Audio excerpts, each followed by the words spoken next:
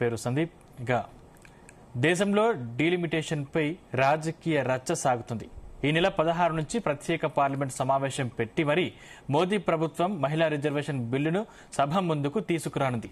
అయితే ఈ బిల్లును స్వాగతిస్తున్న కాంగ్రెస్ పార్టీ లోక్సభ సీట్ల పెంపును తీవ్రంగా వ్యతిరేకిస్తుంది. బీజేపీ వ్యవహరిస్తున్న తీరుతో దక్షిణాది రాష్ట్రాలు తీవ్రంగా నష్టపోతాయని తెలంగాణ సీఎం రేవంత్ రెడ్డి మండిపడుతున్నారు.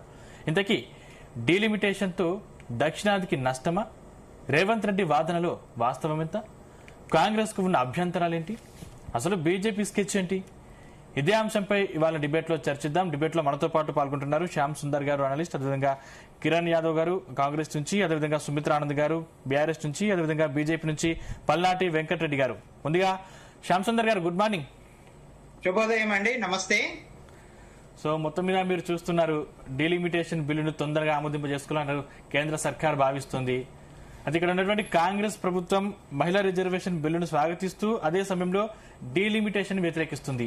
అసలు దీంట్లో నార్త్ కావచ్చు లేకపోతే సౌత్ కావచ్చు, ఎక్కువ ఏది లబ్ధి పొందే అవకాశం ఉంది, అసలు ఏది నష్టపోయే అవకాశం ఉందంటారు? వాస్తవానికి ఇప్పుడు కేంద్ర ప్రభుత్వం ఏదైతే బిల్లు తేవాలనుకుంటుందో దాని ప్రకారంగా ఉత్తరాది గాని దక్షిణాది గాని ఏది నష్టపోయే అవకాశం లేదు, అధికంగా లాభపడే అవకాశం కూడా లేదు. ఎందుకనంటే ప్రస్తుతం ఉన్న సీట్లలో యాక్చువల్ గా అయితే ఇది 1971 జనాభా లెక్కల ప్రకారం 1976లో 42వ రాజ్యాంగ సవరణ ప్రకారంగా ఏర్పాటైనటువంటి నియోజకవర్గాలు ఇప్పటి వరకు ఉన్నాయి. ఆ వాస్తవానికి 2001లోనే దాన్ని సవరించాల, 2000 సంవత్సరంలోనే కొత్త డీలిమిటేషన్ రావాల్సింది.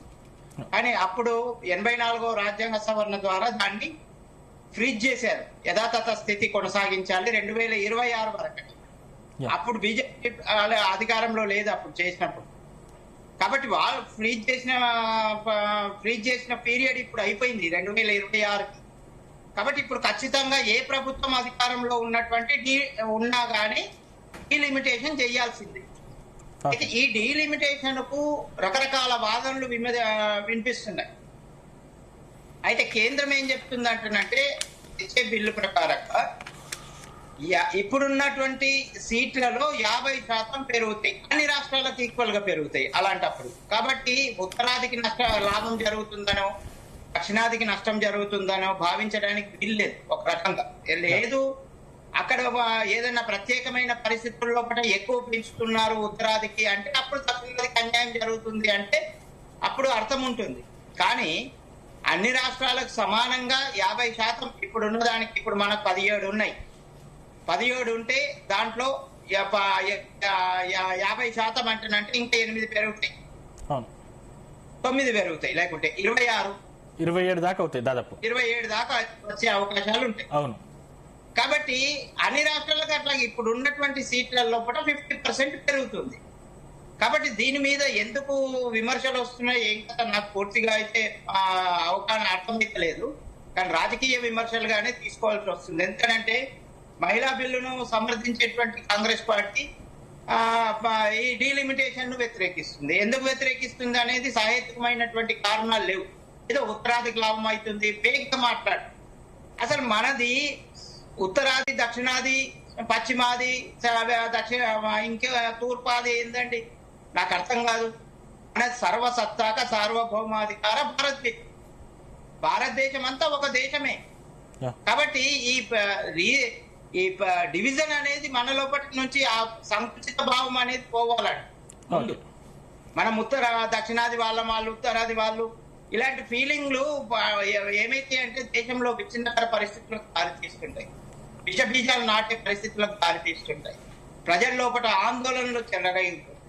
కాబట్టి ఇక్కడ దేశం విషయానికి వచ్చేసరికి మనం సంకుచిత భావాలు అనేది మర్చిపోయి రాజకీయ స్వార్థాలు అనేవి మర్చిపోయి వ్యవహరించాల్సినటువంటి అవసరం ఎంతైనా ఉంటుంది. దేశం ముఖ్యం మనకు. కాబట్టి దేశం భాగంగానే చూడాలి. లేదు కొన్ని రాష్ట్రాలకు ఎక్కువ శాతం పెంచుతున్నారు, కొన్ని రాష్ట్రాలకు తక్కువ శాతం పెంచుతున్నారు అంటే అప్పుడు క్వశ్చన్ చేయడంలో తప్పు లేదు. అప్పుడు మీరు అట్లెట్లా చేస్తారు, ఏ ప్రాతిపదికన ఆ రాష్ట్రాలకు మినహాయింపించారు, ఏ ప్రాతిపదికన ఎక్కువ చేస్తున్నారు, ఏ ప్రాతిపదికన మా రాష్ట్రాలకు తక్కువ చేస్తున్నారు అంటే క్వశ్చన్ చేయడంలో అర్థం ఉంది. కానీ ప్రతిదీ కేంద్రం ఏది అనుకుంటే కేంద్రం సై అంటే నై అనడం అనేది అది సరైనటువంటి విధానం కాదనేది నా ఆలోచన. రైట్ కాబట్టి వీళ్ళు స్పష్టమైన విధానంతో ఇదిగో మీరు ఇది అంటున్నారు, మనం చర్చిద్దాం. అఖిల పక్ష సమావేశాలు నడుపుతారు, పార్టీల వారిగా చర్చలు జరుగుతాయి. ఇప్పుడే మొత్తం అయిపోలేదు కాబట్టి ఇప్పుడు పార్టీల వారిగా చర్చలు జరిగినప్పుడు ఆయా పార్టీలు కూడా తమ అభిప్రాయాన్ని చెప్పాల్సి ఉంటుంది. చెప్పినప్పుడు వాళ్ళు కేంద్రం కూడా కొన్ని తీసుకుంటది, కొన్ని తీసుకోదు, ఏ రకంగా వ్యవహరిస్తుంది అనేది అప్పుడు చూడలేదు. కాబట్టి ఆలు లేదు చూలు లేదు, కొడుకు పేరు సోమలింగం అన్నట్టుగా ఇప్పటి నుంచే గొడవలు మొదలు పెడితే దేశంలో ప్రశాంతంగా ఉన్న దేశం మనది. ఇప్పుడు ప్రపంచం అంతా అల్లకల్లోలంగా ఆందోళనకరంగా ఉన్న పరిస్థితుల్లో మనం ప్రశాంతంగా జీవిస్తున్నాం. మన విదేశాంగ విధానం అంత పటిష్టంగా ఉంది, మనం ఆ విధంగా జీవిస్తున్నాం, మనకు ఏ సమస్యలు లేకుండా బతకగలుగుతున్నాం. కాబట్టి విదేశాలన్నీ కూడా చాలా అగ్రరాజ్యాలు, ధనిక రాజ్యాలు కూడా చాలా సమస్యల్లో కూరుకుపోయి ఆర్థిక మాంద్య పరిస్థితుల్లో ఉద్యోగాలు తీసేస్తున్నాయి. కానీ మన దేశంలో మాత్రం మనం సుస్థిరంగా మనం పరిపాలన చేసుకుంటున్నాం. కాబట్టి మనం అన్ని పార్టీలు సుహృద్భావ వాతావరణంలో ఒక సహేతుకమైనటువంటి విమర్శలు చేయాలి, సహేతుకమైనటువంటి ఆలోచనలు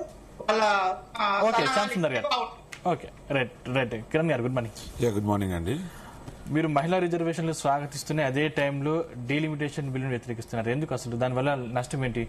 ఇప్పుడు శ్యామ్ సుందర్ గారు చెప్పినట్టు అసలు ఏ రాష్ట్రానికి నార్త్ కావచ్చు లేకపోతే సౌత్ కావచ్చు ఎక్కడ కూడా ఏం జరగదు, కావాలని దీన్ని కాంగ్రెస్ ప్రభుత్వం వ్యతిరేకిస్తుందని చెప్పేసి చెప్తా ఉన్న పరిస్థితి కనిపిస్తోంది. ఎందుకు వ్యతిరేకిస్తున్న పరిస్థితి? బీజేపీ ప్రతినిధి ఆయన అనలిస్ట్ గా నేను అనుకుంటే నేను బీజేపీ ప్రతినిధిగా మాట్లాడుతున్నావు అనుకున్నా. ఆయన అనలిస్ట్ లాగా మాట్లాడు. నీ వాస్తవాలు బాగా తెలుస్తుండే కానీ నువ్వు ఆపేసి నీ స్టోరీ అయిపోయింది కానీ ఆపేసి. సందీప్ గారు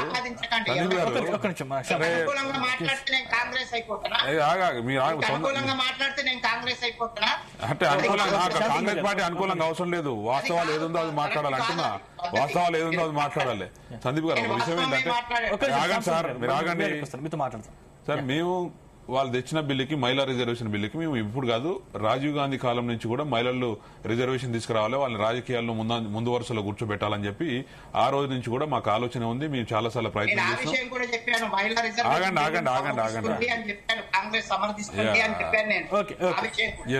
సందీప్ గారు, ఆ రిజర్వేషన్స్ కోసం మేము చాలా సార్లు ప్రయత్నించాం. అది కొన్ని అనివార్య కారణాల వల్ల ఒకసారి రాజ్యసభలో పాస్ అయిపోయింది, ఇంకోసారి పాస్ కాలేకపోయింది. అది అట్లా అయిపోయింది. ఆ రోజున్న పరిస్థితుల్లో శరద్ పవార్ గారు ఓబీసీ కోటా కూడా దాన్ని కూడా తేల్చాలని చెప్పిండు. ఇవంతా జరుగుతూ వస్తున్నది. 2023లో బీజేపీ కూడా మహిళా రిజర్వేషన్ బిల్ తీసుకొస్తాం, పెడతామని చెప్పారు. ఓకే పెట్టండి, మంచిదే ఉంటే మేము మద్దతు ఇస్తామని చెప్పారు. అప్పుడు ఏం చెప్పారంటే వాళ్ళు 2020లో సెన్సెస్ చేస్తాం, చేసిన తర్వాత దీన్ని రిజర్వేషన్ తీసుకొస్తామని చెప్పారు. ఇవాళ ఏమైంది? ఇలా 2026 వచ్చింది. 2027 సెన్సెస్ కాకముందుకే ఫస్ట్ పాయింట్ కాకముందే మేము అర్జెంటుగా 16, 17, 18లో మేము పార్లమెంటు పెట్టి మేము ఆమోదింపజేస్తాం అంటారు. మేమేమంటున్నాం అంటే ఇంత త్వరగా అంటే వేరే రాష్ట్రాల్లో ఎలక్షన్స్ జరుగుతూ ఉన్నాయి. రేపు రాబోయే రోజుల్లో ఉత్తరప్రదేశ్ కానీ బీహార్ కానీ ఇంకా అక్కడ ఎలక్షన్స్ వస్తే దాంట్లో ఏమైనా లబ్ధి పొందడానికి మీరు ఈ బిల్లును ఇంత తొందరగా తీసుకొస్తున్నాం అంటారు. మేము మొదలుగా అసలు ఆ డైరెక్షన్స్ ఏమున్నాయి, దాని అసలు మీరు ఏ గైడ్ లైన్స్ ద్వారా చేస్తున్నారని అడుగుతాం. మీరు ఇంత పెద్ద బిల్లు, చరిత్రలో నిలిచిపోయే బిల్లు తీసుకొస్తున్నప్పుడు ఏ గైడ్ లైన్స్ ఉన్నాయి, ఏ ప్రతిపాదికన చేస్తా ఉన్నారు అనేది ఇవాళ రాష్ట్రాలు కూడా తెలుసుకోవాలి. ఇలా భారతదేశం అంటే అన్ని రాష్ట్రాల సమూహమే భారతదేశం వారు చెప్పారు కదా, మరి అన్ని రాష్ట్రాలకు కూడా తెలవాలి కదా. ఈ రోజు మీరు మహిళా రిజర్వేషన్ బిల్లు తీసుకొస్తారా లేకపోతే డీలిమిటేషన్ బిల్ తీసుకొస్తారా? మహిళా రిజర్వేషన్ కి డీలిమిటేషన్ కి ఏమైనా సంబంధం ఉందా? రెండు వేరా? ఇది ఏది ఒక క్లారిటీ లేకుండా మహిళా రిజర్వేషన్ బిల్లు, డీలిమిటేషన్ మేము అంటున్నాం. అంటే అంతకంటే ముందు ఒకవేళ మీరు నిజంగా మహిళా రిజర్వేషన్ బిల్లు తీసుకురావాలంటే ఎమ్మెల్యే సీట్లు కూడా పెంచుకునే అవకాశం ఇవ్వండి. ఫస్ట్ ఎమ్మెల్యే సీట్లు, రాష్ట్రాల్లో ఎమ్మెల్యే సీట్లు పెంచుకోండి. ఎమ్మెల్యే సీట్లు పెంచుకుంటే ఫస్ట్ ఎవరైతే ప్రజలకు సేవ చేయాలనుకుంటారో ఎమ్మెల్యేలు ఫస్ట్ వరుసలో ఉంటారు కదా. ఫస్ట్ అసెంబ్లీలకు ఎమ్మెల్యే సీట్లు పెంచండి, దాంట్లో మహిళా రిజర్వేషన్స్ పెట్టండి.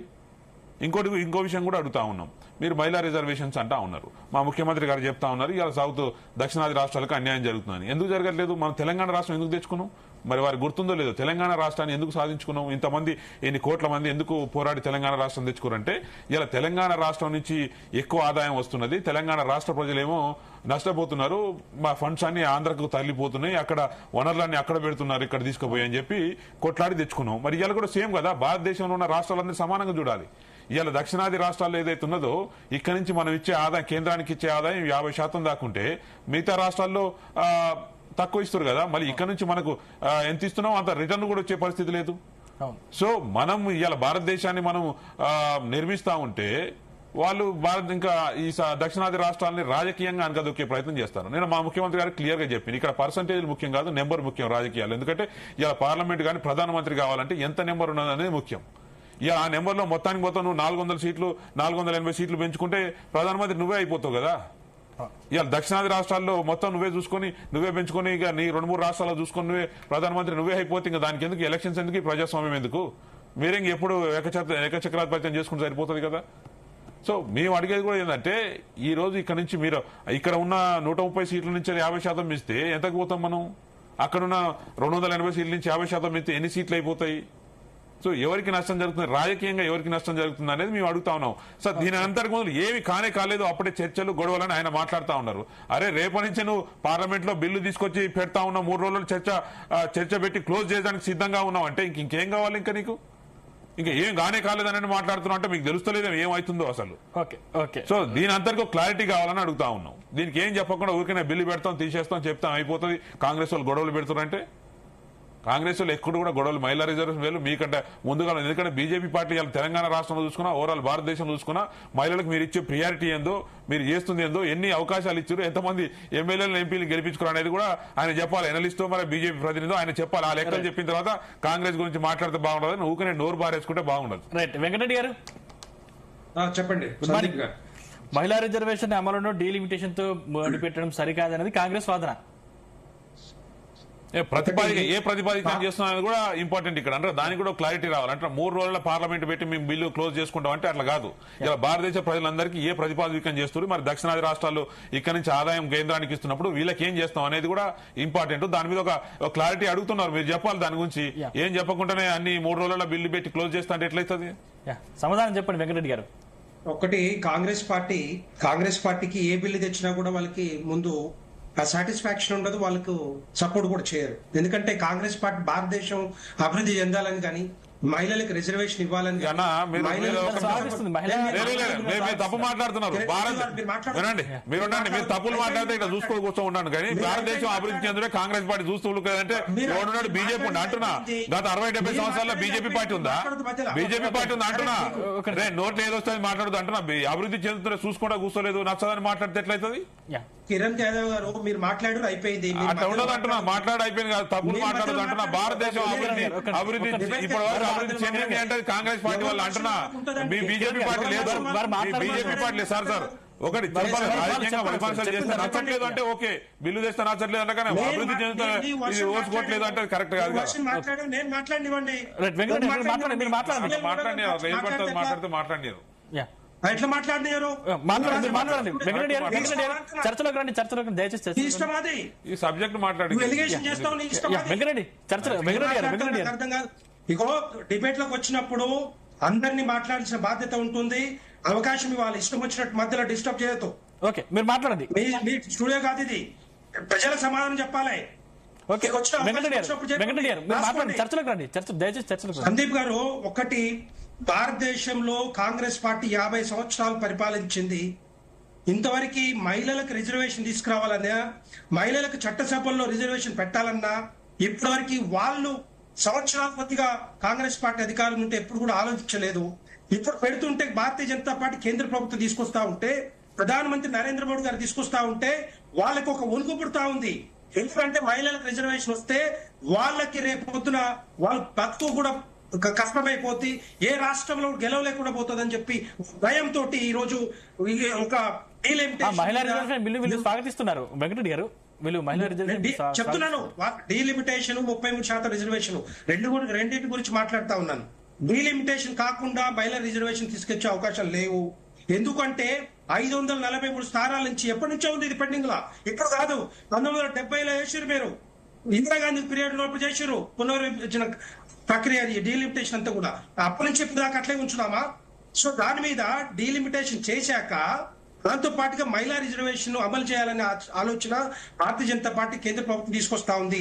వీళ్ళకి డీలిమిటేషన్ అక్కర్లేదు, కానీ మహిళలకు రిజర్వేషన్ కావాలి. రెండు కూడా కావాలి. ఎందుకంటే అన్ని రాష్ట్రాల అసెంబ్లీ సీట్లు పెంచాలని చెప్తున్నారు. అన్ని రాష్ట్రాల అసెంబ్లీ సీట్లు పెంచినప్పుడు పార్లమెంట్ లో పెంచొద్దా? మీకు ఇది పెంచినప్పుడు అది పెంచొద్దా? ఆలోచన మీకు ఉండదా? అవగాహన ఉండదా మీకు? ఆ అవగాహన లేనప్పుడే ఈ విధంగా మాట్లాడుతా ఉన్నారు. ఇక్కడ ఒకటి గుర్తుంచుకోవాలి సందీప్ గారు, ఇదే ముఖ్యమంత్రి గారు రేవంత్ రెడ్డి గారు ఏది తమిళనాడు 2025లో మార్చి 16 ఏమన్నారు? స్టాలిన్ తో మాట్లాడుతూ ఎట్టి పరిస్థితుల్లో ఏది జనాభా ప్రాతిపదికన పెంచొద్దు అని చెప్పి చెప్తా ఉన్నారు. నేనేమంటున్నానంటే ఇది కాలేదు, పాపులేషన్ సెన్సస్ కాలేదు. కాకుండానే ఇప్పుడు ఏం చేస్తున్నారు? కేంద్ర ప్రభుత్వం ఏం తీసుకొచ్చింది? 50% ప్రపోర్షనల్ గా మీరు పెంచిన దాంతో 2011 జనాభా ఏదైతే పాపులేషన్ సెన్సస్ తీసుకొని అదే ప్రాతిపదికన భారతీయ జనతా పార్టీ కేంద్ర ప్రభుత్వం పెంచుతా ఉంది 50%. మీకు వచ్చిన నష్టమైంది అక్కడ. ఇప్పుడు 543 సీట్లు ఉన్నాయి, రేపొద్దు 816 సీట్లు వస్తాయి. ఎవరు ఎన్నిక అవ్వాలన్నా, ఎవరు ప్రధానమంత్రి అవ్వాలన్నా 51% కావాలా అవుతా? 51% వచ్చినప్పుడే కదా వాళ్ళు ఎవరైనా కూడా ప్రధానమంత్రి కానీ ఏ పార్టీ అయినా అధికారానికి వచ్చేది. ఇప్పుడంతే ఉంటది, ఇప్పుడంతే ఉంటది. మీకు నష్టం ఏంటి అంటున్నా? మీకు అవగాహన లేకుండా, మీకు ఆలోచన లేకుండా మీరు ఏదో దక్షిణాది రాష్ట్రాలు, ఉత్తరాది రాష్ట్రాలు విభజించే ప్రక్రియని, విభజించే ఆలోచన రెగ్యులించే ఆలోచన చేస్తా ఉన్నారు ఇది కాంగ్రెస్ పార్టీ. కాంగ్రెస్ పార్టీకి చిత్తశుద్ధి ఉంటే మహిళలకు రిజర్వేషన్ పెంచాలి, అసెంబ్లీ సీట్లు పెంచాలి, అసెంబ్లీ సీట్లు పెంచాలి, పార్లమెంట్ సీట్లు పెంచాలి. ప్రాబ్లం ఏమొస్తుంది మీకు అక్కడ? నాకు అర్థం కావట్లేదు. నేను ముఖ్యమంత్రి గారు ఒక మాట మాట్లాడతారు, ఇక్కడ దక్షిణాది రాష్ట్రాలు ఎక్కువ ఆదాయం ఇస్తుందని చెప్తా ఉన్నారు. నేను అడుగుతా ఉన్నా, ఇక్కడ హైదరాబాద్ కి తెలంగాణ రాష్ట్రానికి రెవెన్యూ ఎక్కడి నుంచి వస్తా ఉంది? ఎక్కువ శాతం హైదరాబాద్ నుంచి వస్తా ఉంది. మరి తక్కువ రెవెన్యూ ఎక్కడి నుంచి వస్తా ఉంది? ఆదిలాబాద్ కానీ లేదా మహబూబాబాద్ కానీ, మహబూబ్నగర్ వెనుకబడిన జిల్లా నుంచి వస్తా ఉంది. అక్కడ సీట్లు తగ్గించేసి ఇక్కడ సీట్లు పెంచుతారా మీరు? కాంగ్రెస్ పార్టీ అదే ఆలోచన మీకు? వాళ్ళు ఊరుకోరా? మహబూబ్నగర్ ప్రాంతం నుంచి గెలిచిన ముఖ్యమంత్రి గారు మరి మహబూబ్నగర్ ప్రాంతానికి ఎమ్మెల్యే సీట్లు ఇవ్వరా? అనలిస్టులకు అవగాహన కూడా ముఖ్యమంత్రి గారు లేకపోతే ఎట్లా? నాకు అర్థం కాదు. క్రికెట్ లో వచ్చి వాళ్ళు బీజేపీ నేను ఏమంటున్నా, 50% ప్రపోర్షనల్ గా ఎక్కడ కూడా తగ్గించట్లే. ఇక్కడ అప్పుడు ఎన్ని ఉన్నాయో సీట్లు, ఇప్పుడు కూడా అన్ని సీట్లు ఉన్నాయి. అంతమందికి అవకాశాలు ఉంటాయి. దగ్గర 183 మందికి 183 మంది మహిళలకి పార్లమెంట్ లో ప్రాతినిధ్యం వస్తా ఉంది. అక్కడ పార్లమెంట్ సభ్యులు అవుతా ఉన్నారు. మీకు నష్టమైంది నాకు అర్థం కావట్లేదు. పెంచినప్పుడు ఎవరు తగ్గించినారా? తెలంగాణ కేరళకు తగ్గించిరా, తమిళనాడు తగ్గించిరా, ఏ రాష్ట్రాలకు తగ్గలేదు. 50% కరాఖండిగా పెంచుతా ఉన్నారు. అప్పుడెత్తున్నా ఇప్పుడు కూడా అదే స్టేటస్. ఒకవేళ నిజంగానే ఇదే ముఖ్యమంత్రి గారు ఏమన్నారు? తమిళనాడులో ఏది పాపులేషన్ సెన్సస్ వచ్చిన తర్వాత మరి ఒకవేళ నిజంగానే అప్పు చేస్తే మరి దక్షిణాది రాష్ట్రాలు పాపులేషన్ తగ్గే అవకాశాలు ఉంటాయి. ఇప్పుడు తగ్గిపోతే మరి అప్పుడే ఉంటారు వీళ్ళు మాట మాట్లాడతారు. ఈ స్టేట్మెంట్ వద్దు. ఈ దక్షిణాది రాష్ట్రాలు, ఉత్తరాది రాష్ట్రాలు ఇష్టం వచ్చినట్టు మాట్లాడొద్దు. విభజించే రగిల్చే కుట్రని. ఎందుకంటే కాంగ్రెస్ పార్టీ కావాల్సిందే అది. ఎంతసేపు ఉన్నా కూడా ఎట్లాంటి బిల్లులు తీసుకురావద్దు ఆలోచన కాంగ్రెస్ పార్టీకి ఉంటుంది. కాబట్టి ఎంతసేపు కూడా దాన్ని మరి వద్దని చెప్తా ఉన్నారు. అది కరెక్ట్ గా మీరు ఉన్నది ఉన్నట్టు మాట్లాడండి. డెఫినెట్ గా తెలంగాణ ప్రజలు స్వాగతిస్తారు, తెలంగాణ మహిళలు స్వాగతిస్తారు. మీరు వాళ్ళకి ప్రాతినిధ్యం వచ్చేట్టుగా మీరు కూడా, ఎందుకంటే ఎంతో మంది మహిళలు పార్లమెంట్ లో చట్టసభలు రావాలని చెప్పేసి. ఓకే, సుమిత్రానంద్ గారు గుడ్ మార్నింగ్. గుడ్ మార్నింగ్ అండి సందీప్ గారు. మీకు ప్యానెల్లో ఉన్నటువంటి ప్రతినిధులు వెంకటరెడ్డి గారికి, శ్యామ్ సుందర్ గారికి, కిరణ్ యాదవ్ గారికి, జీ తెలుగు ప్రేక్షకులకు నమస్తే అండి. బాబాసాహెబ్ అంబేద్కర్, డాక్టర్ బిఆర్ అంబేద్కర్ గారి రాజ్యాంగ నిర్మాత గారి జయంతి రోజు ఈ చర్చ జరగడం చాలా అవసరమైనటువంటి చర్చ అండి ఇది. అంబేద్కర్ గారు మహిళల హక్కుల కోసం, మహిళలకు సమాన హక్కుల కోసం ప్రవేశపెట్టినటువంటి హిందూ కోడ్ బిల్లు అనుమతి పొందలేదని తన పదవికి రాజీనామా చేసినటువంటి అంబేద్కర్ గారి జయంతి రోజు ఈ చర్చ జరుగుతా ఉన్నది. దేశవ్యాప్తంగా ఇప్పుడు ప్రధానంగా మహిళా బిల్లు గురించి చర్చ. రెండు జాతీయ పార్టీలు కూడా, బీజేపీ గాని కాంగ్రెస్ గాని, మహిళలకు అధికారం, సమాన హక్కులు ఇచ్చేటువంటి అవకాశంలో, సమాన హక్కులు పక్కన పెట్టినా కనీసం 33% చట్టసభల్లో ఇచ్చేటువంటి అంశంలో రెండు కూడా కావాలని తాత్సారం చేస్తా ఉన్నాయి. రెండు కూడా మరి మహిళలకు మోచేతికి బెల్లం పెట్టినట్టుగానే వ్యవహరిస్తా ఉన్నాయి. అనేక దశాబ్దాలుగా ఈ బిల్లు నాంచివేతకు గురవుతూ మహిళలను ఎదురు చూపులకు మరి గురి చేస్తా ఉన్నది. స్వతంత్ర భారతదేశంలో ఇన్ని సంవత్సరాలు గడిచిన మహిళల ప్రాతినిధ్యం, చట్టసభల్లో మహిళల ప్రాతినిధ్యం అంతంత మాత్రంగానే, అది కూడా మరి రాజకీయ కుటుంబాల నుంచి గానే. ఇందిరాగాంధీ లాంటి వాళ్ళు పరిపాలించినటువంటి కాంగ్రెస్ పార్టీ గాని అనేక మంది, ఇప్పుడు మమతా బెనర్జీ లాంటి కానీ వాళ్ళు ఇప్పుడు నరేంద్ర మోదీ ప్రభుత్వం త్వరితగతిన నిర్ణయం తీసుకోబోతుంది అంటే ఇప్పుడు మళ్ళీ ఇప్పుడు బిల్లు ఆమోదం పొందే అవకాశాలు కనిపిస్తా ఉన్నాయి. మొత్తం మీద 33% రిజర్వేషన్ పెరిగే అవకాశం ఉంది కదా ఇప్పుడు. కానీ ఏదైతే గతంలో రాజకీయ కుటుంబాల నుంచే ప్రాతినిధ్యం, ఈ అరాకొర ప్రాతినిధ్యం కూడా ఉన్నదో మళ్ళీ అదే ప్రమాదం జరిగే అవకాశం ఉన్నది. మరి మహిళలకు సంబంధించి ఓబీసీ కోటా తేలాలండి. ఎస్సీ ఎస్టీ రిజర్వేషన్లు వాళ్ళకి పెరుగుతా ఉన్నాయి. ఆ కారణంగా వాళ్ళకి ఎట్లాగో రిజర్వేషన్లు ఉంటాయి. కానీ ఓబీసీ ఈ పెరగాల్సినటువంటి ఓబీసీ కోటా తేలాల్సినటువంటి అవసరం ఉన్నది. ఏదో ఒక సాకు చూపించి ప్రత్యేకమైనటువంటి ఈ సమావేశాల్లో మళ్ళీ బిల్లును ఎక్కడ ఆమోదం పొందకుండా బిల్లును ఏ రకంగా అయితే వాయిదా వేస్తారో, ఎట్లా వాయిదా వేస్తారో అనేటువంటి అనుమానం అయితే మహిళా లోకానికి ఉన్నదండి. ఇది క్లియర్. దీన్ని ముందట పడనిస్తారా రెండు జాతీయ పార్టీలు కలిసి ఇదివరకే లాగానే వాళ్ళ అభ్యంతరం వీళ్ళ అభ్యంతరం పెట్టినారని చెప్పేసి వాయిదా వేస్తారా? వేచి చూడాల్సి ఉన్నదండి. అనుమానం అయితే ఉన్నది మహిళలకు సంబంధించి. ఓబీసీ కోటా తేలాలండి. ఇప్పటికే నియోజకవర్గాల్లో ఆయా రాజకీయ కుటుంబాలు నేతలకు సంబంధించి కుటుంబ సభ్యులైనటువంటి మహిళల ఫ్లెక్సీలు పోస్టర్లు వెలుస్తూనే ఉన్నాయి. వాళ్ళు రాజకీయాల్లోకి రావడానికి సిద్ధంగా ఉన్నారు. ఓబీసీల మాట ఏంటి, ఓబీసీల ప్రాతినిధ్యం ఏంటి, ఇదివరకే ఇప్పటికిప్పుడు 16 ప్రత్యేక సమావేశాలు కాకుండా డీలిమిటేషన్ అని ముడిపెట్టకుండా గతంలోనే దీన్ని కనుక చేస్తే 23 ఎన్నికల్లో తెలంగాణలో మహిళలకి న్యాయం జరిగేది కదా. తెలంగాణలో మహిళల ప్రాతినిధ్యం పెరిగేది కదా. మరి వాయిదా వేస్తూ వచ్చి మళ్ళీ కూడా దీన్ని కార్యరూపం దాల్చే ప్రక్రియ దాల్చేలా చూస్తారా? రెండు జాతీయ పార్టీలు దేశ మహిళల్ని, ఇక్కడ దేశమాతాన్ని వాళ్ళు గొలుస్తారు, ఇక్కడ స్త్రీలు పూజింపబడతారు, అక్కడ దేవతలు నాట్యం ఆడతారని బీజేపీ చెప్తది, మహిళల్ని గౌరవిస్తామని చెప్తది. ఇటు కాంగ్రెస్ ప్రధానమంత్రిగానే ఇందిరాగాంధీ గారు ఉంటారు, షీలా దీక్షిత్ గారు ఉంటారు, ఇప్పుడు సమర్థవంతమైనటువంటి మహిళ దీదీ గారు అక్కడ, మమతా బెనర్జీ గారు అక్కడ చేస్తా ఉన్నారు. వాళ్ళ పార్టీ పరంగా అయినా మహిళలకు గనక అవకాశం ఇస్తే తప్పకుండా సమర్థవంతంగా ఎట్లాగైతే కుటుంబాలని నిర్వహించగలుగుతున్నారో, ఎట్లాగైతే కుటుంబాలను తీర్చిదిద్దుకోగలుగుతున్నారో అట్లా రాష్ట్రాలను, వాళ్ళ నియోజకవర్గాలను, రాష్ట్రాలను, దేశాన్ని కూడా తీర్చిదిద్దగలుగుతారనేటువంటిది స్పష్టము. కానీ రెండు జాతీయ పార్టీలు మహిళలను మోసగిస్తూనే ఉన్నాయి. దశాబ్దాలుగా వేచి చూస్తూ ఉన్నారు మహిళలు.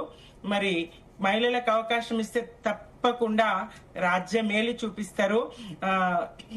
73వ రాజ్యాంగ సవరణలో సర్పంచ్ మహిళా స్థానిక సంస్థల్లో రిజర్వేషన్లు కల్పించినప్పుడు వాళ్ళకు శిక్షణనిచ్చేటువంటి కార్యక్రమంలో పాడుకునేదండి, ఎక్కడమ్మా నీవు లేనిది, ఏమిటి నువ్వు చేయలేనిది అని. అట్లాగే ఏం తక్కువ అమ్మ నీకు రాజ్యమేలవు, నిన్నాట పట్టించేటోళ్ళ నోళ్లు మూయవు అని పాడుకునేది. మహిళకు అవకాశం ఇస్తే తప్పకుండా. ఓకే అండి. సార్ సందీప్ గారు, వారు బీజేపీ వాళ్ళు మాట్లాడుతూ ఏం నష్టం అని అడుగుతా ఉన్నారు.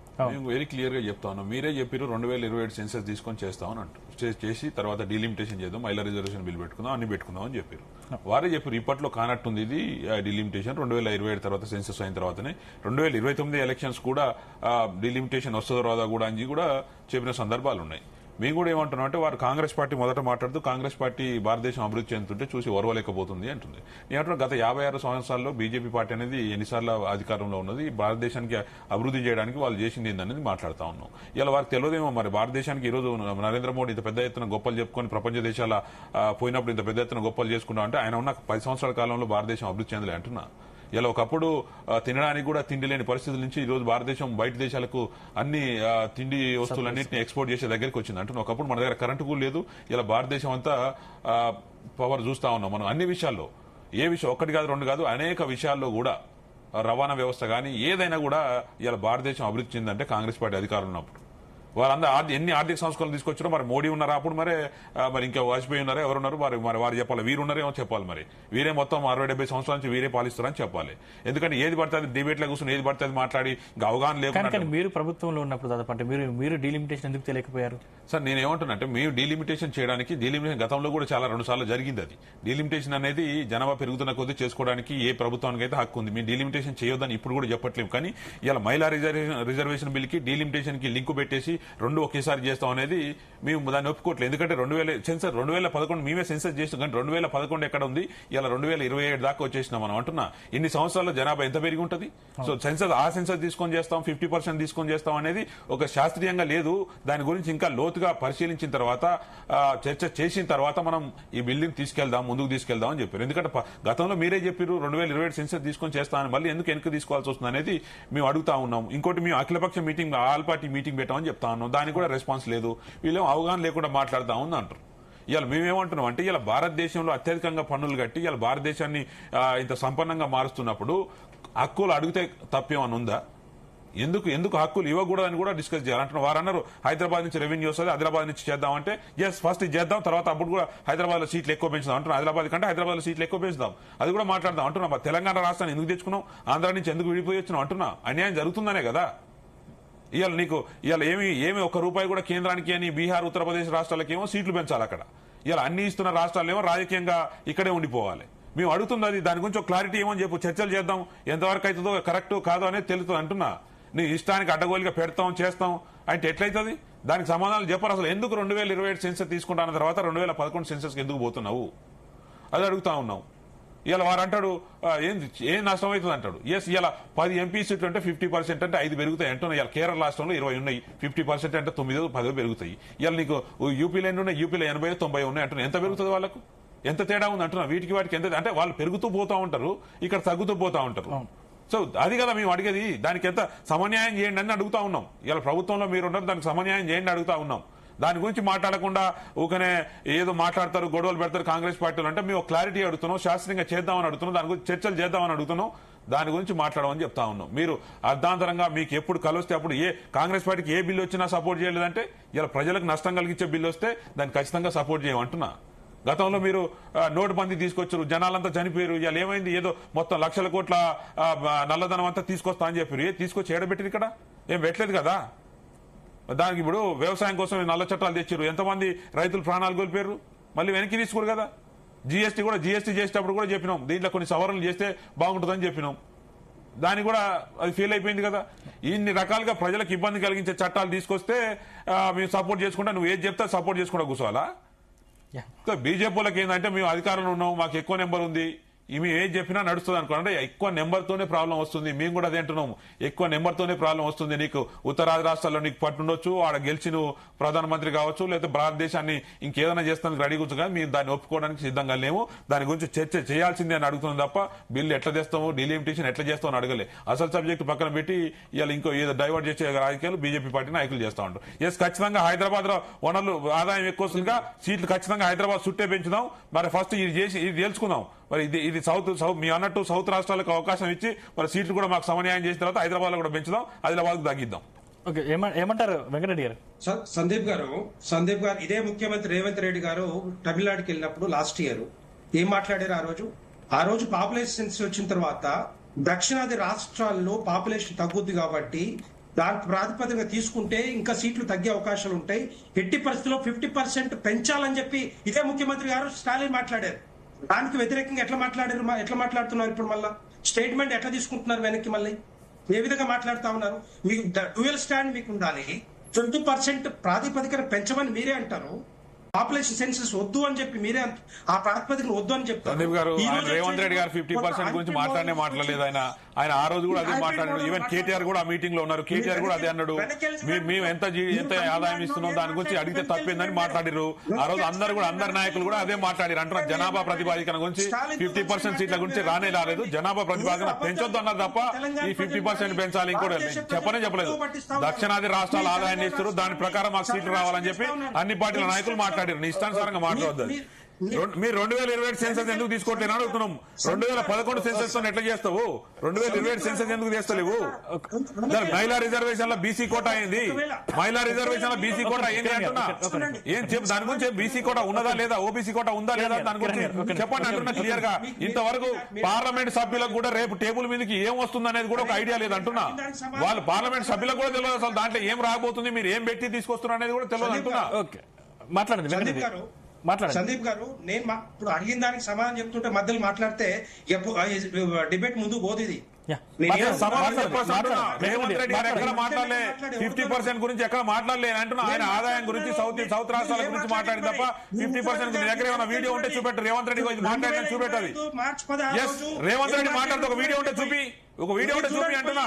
2020 అరే చూపి, ఇప్పుడు చూపి. వెనక్కి చూడండి, నేను చూస్తే చెప్పేది నువ్వు, నేను చూపిస్తానే. వెనక్కి చూడండి. దొంగ మాట చెప్పేది నువ్వు చూపెట్టాలి.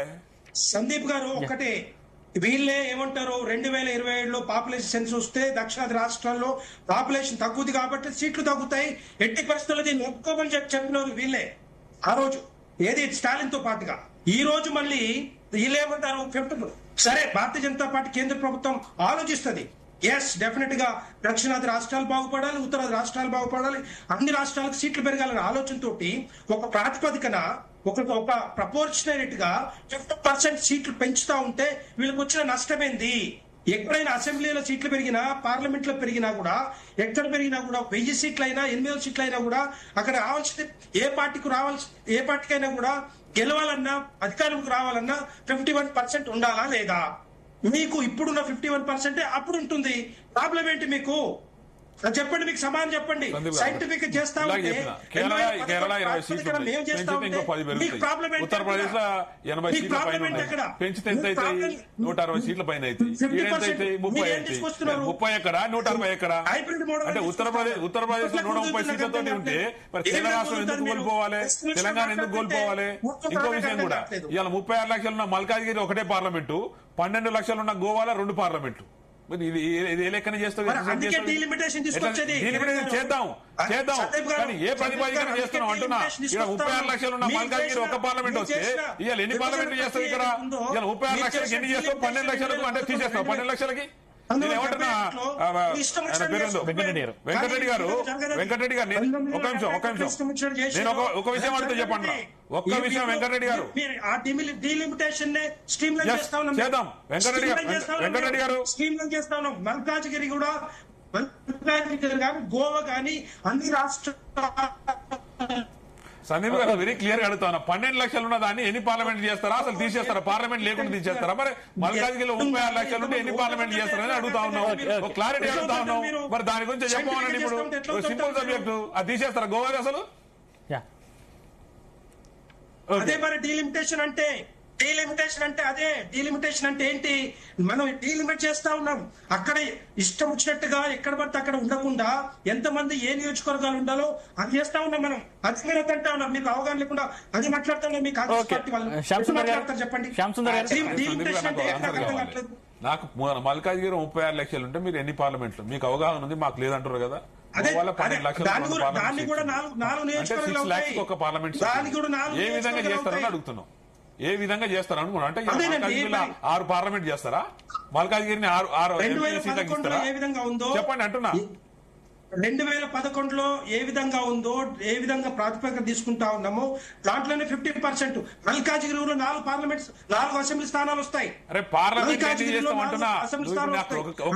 వెంకటరెడ్డి గారు ఒక్కటి చెప్పండి, గోవాలో 12 లక్షలకు 2 పార్లమెంట్ సీట్లు ఉన్నాయి, మల్కాజ్గిరిలో 36 లక్షలకు 1 పార్లమెంట్ సీట్ ఉంది. మీరు ఏ ప్రతిపాదికను తీసుకొని గోవాలో 12 లక్షలలో ఎన్ని చేస్తారు? అంటే ఒకటి తగ్గిస్తారా? మరి ఇక్కడ 4 పార్లమెంట్ 6 చేస్తారా? మరి ఎన్ని చేస్తారు చెప్పండి. ఒకటి డీలిమిటేషన్ ప్రక్రియ అంటేనే ఇది. ఎక్కడైతే ఎక్కువ ఉన్నాయో, ఎక్కడైతే తక్కువ ఉన్నాయో దాన్ని స్ట్రీమ్ లైన్ చేసేసి ఎంతమంది ఓటర్లు ఉండాలి, ఏ పార్లమెంట్ లో, ఏ అసెంబ్లీ నియోజకవర్గంలో ఎంతమంది ఉండాలనేదే డీలిమిటేషన్ ప్రక్రియ. వెంకటరెడ్డి గారు చర్చ చేద్దాం అంటున్నా. ఏ ప్రతిపాదికం చేస్తారు? చర్చ చేద్దాం. మీ ఇష్టానికి మీరే ఒక గోల్ పెట్టుకుని 50% చేస్తాం, జనాభా ప్రతిపాదన చేస్తామని మీరే డిసైడ్ చేస్తారు. గోవాలో 12 లక్షలు అయినప్పుడు, గోవాలో 12 లక్షలు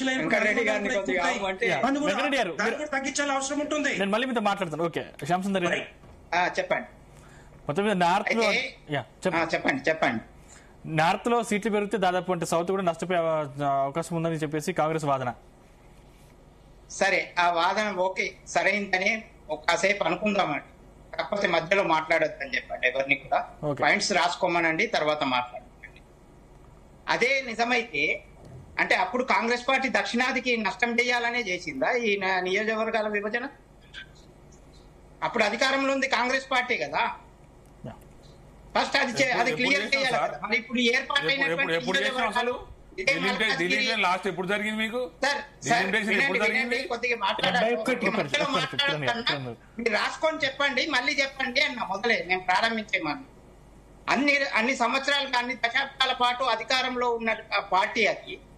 వాళ్ళు అలాగే స్వాతంత్రం వచ్చినప్పుడు కూడా డీలిమిటేషన్ జరిగిన నియోజకవర్గాల విభజన జరిగింది. అప్పుడు అధికారంలో ఎవరున్నారు, ఏ ఏ రాష్ట్రాల్లో అధికారంలో ఉన్నారు, ఏ పార్టీలు ఉన్నాయి, ఏం చేసినాయి. అప్పుడు కూడా దక్షిణాదికి అన్యాయం చేయాలనే దక్షిణాదికి నియోజకవర్గాలు తక్కువ పెట్టారా? మిగతా నియోజకవర్గాలకు అన్యాయం చేయాలని మల్కాజ్గిరిని పెంచేశారా?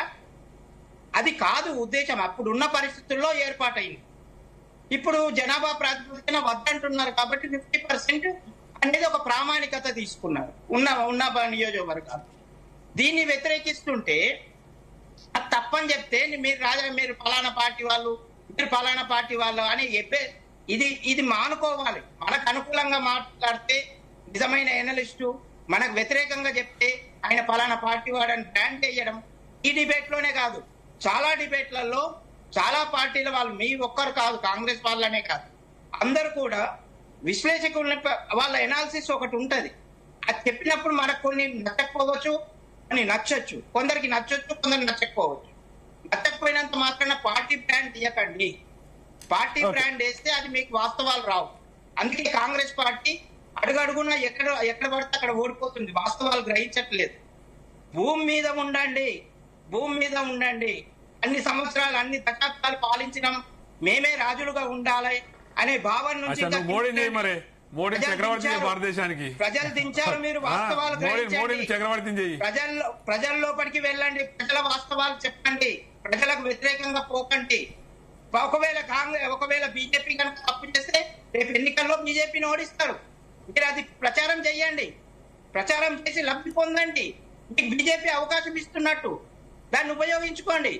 అదే నిజమైతే ప్రజలు వాళ్ళ బీజేపీని శిక్షిస్తారు. ఇప్పుడు మొన్నటిదాకా మీరు చెప్పారు ఎన్నికలకు ముందు కొన్ని విషయాలు, మిమ్మల్ని నమ్మారు ప్రజలు, టిఆర్ఎస్ ను దించారు. చెప్పండి, మళ్ళా బీజేపీకి వ్యతిరేకంగా చెప్పండి, కేంద్రంలో ఇట్లా చేసింది, మన దక్షిణాదికి అన్యాయం చేసింది. ఒకవేళ ప్రజలు కనుక నిజమని నమ్మితే వాళ్ళని దించుతారు, మిమ్మల్ని అధికారంలోకి తీసుకొస్తారు. ఎందుకు అనవసరంగా ముందే అందరి మీద అభాండాలు వేసేస్తారు? అభాండాలు వేయకండి, వాస్తవాలు గ్రహించండి, వాస్తవాలు చూడండి. అంతేకాని వాస్తవాలు చెప్తున్న వాళ్ళ మీద ఏదో ఒక పార్టీ రాజకీయ రంగులు మాత్రం కొల్మకండి. కాబట్టి ఏమంటున్నానంటే సందీప్ గారు ఫస్ట్ మన కాన్సెప్ట్ మారాలి. దేశం అంతా ఒకటి అనే భావన రావాలి. అప్పుడు మనకి ఇవన్నీ. శ్యామ్ సుందర్ గారు చెప్పండి. మీరు కొద్దిగా ఆగండి. చెప్పండి.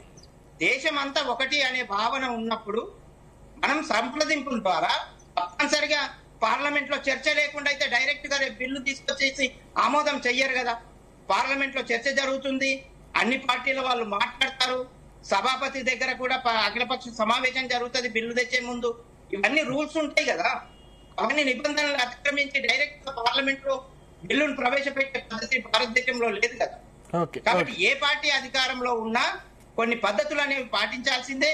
విస్తృతమైన చర్చ జరగడం కోసమే ప్రత్యేక సమావేశాలు పెడుతున్నట్టుంది కేంద్ర ప్రభుత్వము. కాబట్టి ప్రత్యేక సమావేశాల లోపల ఆయా రాజకీయ పార్టీలు వాళ్ళ అభిప్రాయాలను వ్యక్తం చేసేటువంటి అవకాశం మాత్రం తప్పనిసరిగా ఉంటది. అప్పుడు చెప్తారు ఇది జరుగుతుంది, మాకు ఇది నష్టం జరుగుతుంది, ఇది పద్ధతి కాదు. ఒకవేళ వినలేదనుకోండి, మీరు పబ్లిక్ లోకి తీసుకెళ్ళండి, మేము చెప్పినాము వినలేదు, మన దేశానికి మన రాష్ట్రానికి ఇంత నష్టం జరుగుతుంది అని చెప్పేసి చెప్పండి. ప్రజలు ఒకవేళ ఒప్పుకుంటే నెక్స్ట్ ఎన్నికల్లో మీకు అధికారం ఇస్తారు. కాబట్టి కాంగ్రెస్ పార్టీ గాని టిఆర్ఎస్ గాని ఇంకే రాజకీయ పార్టీ అయినా గాని వాస్తవాలు ఒప్పుకోవాలి. మీరు కూడా ఒప్పుకోవాలి సార్. శ్యామసుందర్ గారు వాస్తవాలు మీరు కూడా ఒప్పుకోవాలి. మాట్లాడొద్దు, ఏకపక్షంగా మాట్లాడొద్దు. మీరు కూడా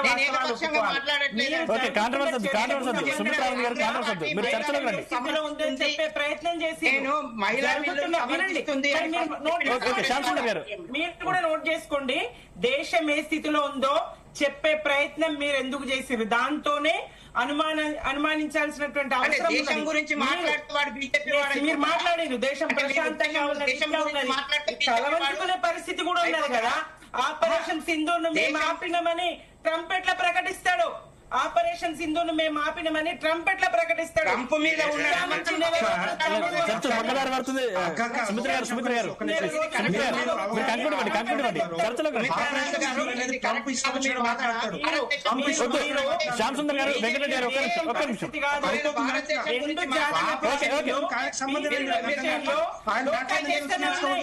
వెంకటరెడ్డి గారు దయచేసి రాగండి. వెంకటరెడ్డి గారు దయచేసి రాగండి. ఒక్క నిమిషం శ్యామ్ సుందర్ గారు, ఒక్క నిమిషం మీరు ఆగండి. ఓకే, మీరు మాట్లాడండి. సుమిత్రానంద గారు మీరు మాట్లాడండి. ఒక్క నిమిషం శ్యామ్ సుందర్ గారు దయచేసి మీరు ఒక్క నిమిషం ఆగండి. దేశం గురించి యథార్థ ఓకే శ్యామ్ సుందర్ గారు ప్లీజ్ మీరు ఆగండి. మనకు సమయం చాలా తక్కువ ఉంది. బిల్లు విషయం చెప్పారు. భారతదేశం గురించి టీఆర్ఎస్ నష్టపోతున్నదనే విషయాన్ని కాంగ్రెస్ మాట్లాడదా? భారతదేశం గురించి మాట్లాడవా? ఓకే శ్యామ్ సుందర్ గారు దయచేసి మీరు ఆగండి. మళ్ళీ మీతో మాట్లాడతాను. మీకు అవకాశం ఇస్తారు. మీకు అవకాశం ఇస్తారు. వెంకటరెడ్డి గారు ఒక్క నిమిషం. చెప్పేస్తున్నారా? మీరు భారతదేశం గురించి మాట్లాడటాన్ని కాంగ్రెస్ వైఖరి బీసీల నేను స్ట్రైట్ గా వస్తున్నాను. కిరణ్ యాదవ్ గారికి నేను ప్రశ్నిస్తా ఉన్నా. కిరణ్ యాదవ్ గారు, బీసీల పట్ల మీరు ఓబీసీ కోట అడుగుతా ఉన్నారు. బీసీల పట్ల మీ వైఖరి ఏంటండి? మీరు బీసీలను మోసగించలేరా? కామారెడ్డి డిక్లరేషన్ పేరుతో బీసీలకు ఇచ్చినటువంటి హామీని తుంగలో దొక్కలేరా? మీరు దీనికి సంబంధించి రాహుల్ గాంధీ గారు గాని, సోనియా గాంధీ గారు గాని, ప్రియాంక గాంధీ ఇటీవల ఎన్నికైనటువంటి ఆ కుటుంబ అభ్యురాలు ప్రియాంక గాంధీ గారు గాని ఎక్కడైనా మాట్లాడినరా? సిద్ధరామయ్య గారిని తీసుకొచ్చి ఇక్కడ మీరు కామారెడ్డి డిక్లరేషన్ లో హామీ ఇచ్చిండ్రు. ఆ డిక్లరేషన్ లో స్థానిక సంస్థల్లో బీసీలకు 43% అనేటువంటి మాట ఎటుపోయిందండి? దానికి సంబంధించి మీరు ఇక్కడ పార్లమెంట్ లో బీసీలకు అన్యాయం జరుగుతుంది అంటారు. మీరైనా బీజేపీ అయినా కాంగ్రెస్ అయినా బీసీల విషయంలో దొందే మోసగిస్తూనే వస్తున్నారు. ఇప్పుడు ఓబీసీల కోటా తేలాల్సిందే మహిళలకు. గతంలో ఆగుతూ వస్తున్నది బిల్లును. ఏ కారణంగా మీరు అనుకున్న బిల్లులు, బీజేపీ అయినా కాంగ్రెస్ అయినా అనుకున్న బిల్లులు వాళ్ళు పాస్ చేసుకోగలుగుతారు, వాటిని అమలు చేయగలుగుతారు. కానీ ఇక్కడ బీసీలకు వచ్చేసరికి మాత్రం చేయలేకపోతారు. ఈ బీసీలకు 10% వాళ్ళు అమలు చేసుకోగలుగుతున్నారు, ఇచ్చిండ్రు, అమలు చేసుకోగలిగినారు. బీసీల విషయానికి వస్తే ఇట్లుంటది, మహిళల విషయానికి వస్తే ఇట్లుంటది. మరి కిరణ్ గారు ఇప్పటికి కూడా అనుమానమే ఉన్నది. రెండు జాతీయ పార్టీలు పూనుకుంటాయా, గొడవబడి మరి ఈ బిల్లును ఏం చేస్తాయి? చట్టసభల్లో మహిళలను అడుగు పెట్టనిస్తారా లేదా అనేది ప్రశ్న. కిరణ్ గారు ప్లీజ్ ప్రశ్న ముందున్నదండి. ఇప్పుడు సార్ ఫైనల్ గా మేము ఒకటే చెప్పదలుచుకున్నాం సార్. ఈ చర్చ మొత్తం కూడా మహిళా బిల్లు రిజర్వేషన్ అయినా లేకపోతే డీలిమిటేషన్ అయినా రెండింటికి మేము కాంగ్రెస్ పార్టీ, భారతదేశ కాంగ్రెస్ పార్టీ దీనికి వ్యతిరేకం కాదు. దాని మీద సమగ్రమైన చర్చ జరగాలి. గతంలో జరిగినట్టు వాళ్ళు అడిగారు, గతంలో మీరే చేసిరా అంటే గతంలో ఎప్పుడు డీలిమిటేషన్ చేసిరు, అప్పుడున్న పరిస్థితి, అప్పుడున్న జనాభా ఎంత, అప్పుడున్న వనరులు ఏంది, అన్నిటిని బేస్ చేసుకొని చేసిర్రు. ఆ రోజు అయిపోయింది. ఈ రోజు ఎప్పుడు ఎన్ని సంవత్సరాల తర్వాత నడుస్తా ఉన్నది. ఇప్పుడు వీళ్ళు అంటారు 2011 నుంచి సెన్సస్ తీసుకుందాం అంటారు. మేమంటారు 2027 సెన్సస్ తీసుకుందాం అన్నావు కదా. అప్పుడు జనాలు కూడా ఎంత ఉందో క్లారిటీ వస్తుంది. మహిళలు ఎంత ఉన్నారు, పురుషులు ఎంత ఉన్నారు, ఎవరెక్కడ ఉన్నారు అనేది, ఎన్ని పార్లమెంట్ సీట్లు ఇవ్వాలి. ఇప్పుడు 36 లక్షలు ఉంటుంది, 6 లక్షలు ఉంటుంది. ఇట్లా ఈ రకంగా ఇదన్నిటిని కూడా సమగ్రంగా దీర్ఘంగా చర్చ చేసిన తర్వాత ఈ బిల్ ని ఆమోదింపజేసుకుందామని చెప్తా ఉన్నాం. వీరు ఒకటే దాన్ని ప్రజలకు ఏం చెప్పదలుచుకున్నారు అంటే కాంగ్రెస్ పార్టీ ఏది చేసినా వీళ్ళు వ్యతిరేకం మాట్లాడతారని చెప్పదలుచుకున్నారు. ఎందుకంటే వాళ్ళకున్న అస్త్రం ఒకటే కాబట్టి చెప్పదలుచుకున్నారు. మేము కూడా ఇంకోటి విషయం ఏంటంటే రాజకీయ పార్టీలు ఏదైనా కూడా ఇప్పుడు రేపు తమిళనాడు ఎలక్షన్స్ ఉంది, ఇంకో ఎలక్షన్స్ ఉన్నాయి. ఈ ఎలక్షన్స్ ముందనే హడావుడిగా ఈ 4 రోజుల కోసం ఎందుకు తీసుకొస్తారు? ఎలక్షన్స్ అయిపోయిన తర్వాత 29 తర్వాత అఖిలపక్ష పార్టీ కూర్చుందాం, సలహాలు సూచనలు ఇస్తారు, తర్వాత అసలు పార్లమెంట్ లో చర్చ చేద్దాం, దాని గురించి మాట్లాడిన తర్వాత తీసుకుపోదాం అనేది కాంగ్రెస్ పార్టీ కానీ మిగతా అన్ని పార్టీల ఆలోచన. దాన్ని మీరు కన్సిడర్ చేయకుండా మేము ఇట్లే తీసుకుపోతాం, ఇట్లే చేస్తామంటే మీరు చేయండి. తర్వాత రోజుల్లో ప్రజలు చూస్తారు, వారు అన్నట్టు ప్రజలు వ్యతిరేకంగా ఉంటే మీరు లబ్ధి పొందుతారు కదా అంటారు. ఎస్, ఖచ్చితంగా కాంగ్రెస్ పార్టీ లబ్ధి పొందదు. కానీ ఈ రోజు అయితే కళ్ళు మూసుకొని నోరు మూసుకొని అయితే కూర్చోలేం కదా. మీరు ఇష్టానుసారంగా ఏది పడితే అది మాట్లాడుతూ ఇట్లనే చేస్తాం, వాళ్ళే ఒక గోల్ 50% చేస్తామని డిసైడ్ చేసుకోరు. మీరెవరు అంటే పార్లమెంట్ లో డిసైడ్ చేయాలి ఎంత చేయాలని, పార్లమెంట్ లో డిసైడ్ చేయాలి కదా. పార్లమెంట్ లో మాట్లాడిన తర్వాత డిసైడ్ చేయాలి కదా. ఒకసారి సెన్సస్ 2000 సెన్సస్ తీసుకొని చేద్దామంటారు, ఇంకోసారి 50% చేద్దామంటారంటే మీరు ఆల్రెడీ మీరు ఫిక్స్ అయ్యి వచ్చి మాకు ఈ బిల్లు పెట్టినాం, ఇంతవరకు సెట్ చేస్తున్నాం, ఇక అది అయిపోయింది అంటే ఎందుకు ఎంపీలు పార్లమెంట్ లో ఓట్లు వేయడం ఎందుకు, గెలవడం ఎందుకు? చర్చలు చేయాలి, ప్రజల తరఫున చర్చలు చేయాలి కదా. ఆ చర్చలకు ఆస్కారం లేనప్పుడే కదా మాట్లాడేది. దాని కాంగ్రెస్ పార్టీ వ్యతిరేక శక్తులను మాట్లాడితే అది మీ విజ్ఞతకే వదిలేస్తున్నాం. ఇంతకంటే ఎక్కువ బీజేపీ నాయకులకు చెప్పేదేం లేదు. ఎనాలిస్ట్ కూడా వారు అంటారు, వారు ఫస్ట్ రావడంతో ఇది కరెక్ట్, ఇది ఎగ్జాక్ట్లీ సెట్ అయిపోయింది, మోడీ బాగా చేస్తారని చెప్పారు. మీరు చెప్పాల్సింది మోడీ బాగా మరి ఏం చెప్పినావు? ప్రజలకు అనుకూలంగా ఏదుంటే చేస్తా అనిపోయింది. ఇలా ఇక్కడ నుంచి ఎవరైనా గతంలో మనం తెలంగాణ రాష్ట్రం కోసం ఇన్ని ఏ సంవత్సరాలు పోరాడినాం. ఎందుకంటే ఇక్కడ వాస్తవం ఉన్న కాబట్టి తెలంగాణ రాష్ట్రం వచ్చింది, చర్చల ద్వారా వచ్చింది కదా అంటున్నా. ఊరికే 2-3 రోజులు తెలంగాణ రాష్ట్రం రాలేదు, ఎందుకు అన్యాయం జరుగుతుంది అనేది కూడా క్లియర్ గా చెప్పగలిగింది కాబట్టి వాళ్ళు కన్విన్స్ అయ్యి వచ్చింది. ఇక దక్షిణాది రాష్ట్రాలకు కూడా మా ముఖ్యమంత్రి గారు కూడా ఒక పాయింట్ తీసుకొచ్చారు, దాని మీద చర్చ చేద్దాం, అది నిజమా కాదా మాట్లాడదాం, దాని తర్వాత డిసిషన్ తీసుకుందాం తప్ప ఇదంతా కాకుండా ఊరికే మోడీ చేసేది ప్రతి దానికి తలుపుతుంది అనలిస్ట్ అంటారు, బీజేపీ ప్రతినిధులు అంటారు. వెంకటరెడ్డి గారు ఉన్నారు, ఆయన చెప్తానే ఉంటాడు మోడీ ఏం చేసినా మంచి అని చెప్తారు, అది ఆయన ఓకే. మీరు చెప్తే ఎట్లయితుంది? ఓకే వెంకటరెడ్డి గారు ప్లీజ్ కంక్లూడ్.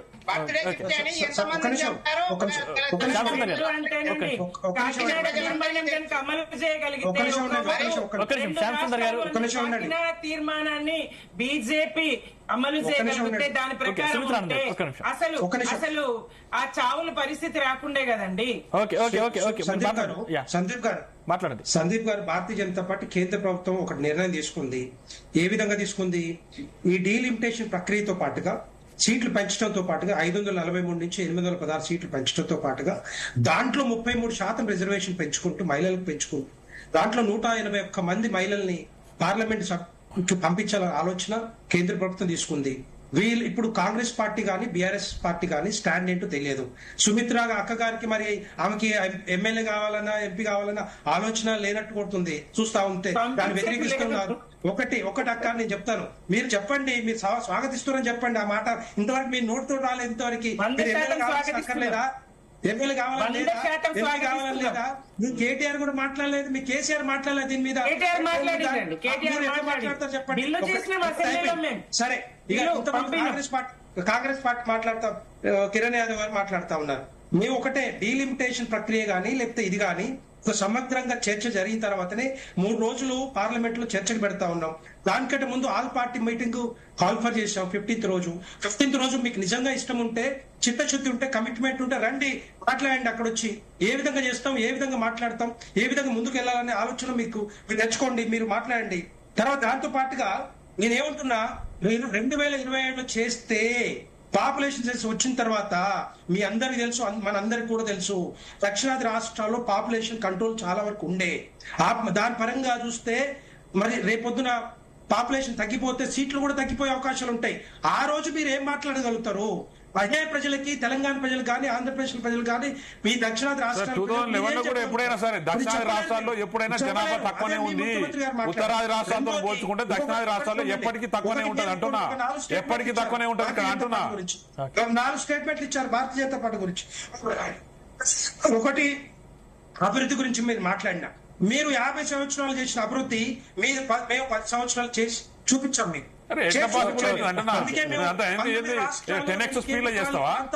మేము అధికారంలో ఉంటే వెంకటరెడ్డి గారిని అంటున్నా, 50 సంవత్సరాల్లో చేసింది మీరు 10 సంవత్సరాలు చేస్తా అంటే ఎంత స్పీడ్ లో చేసుకుంటూ పోతారు?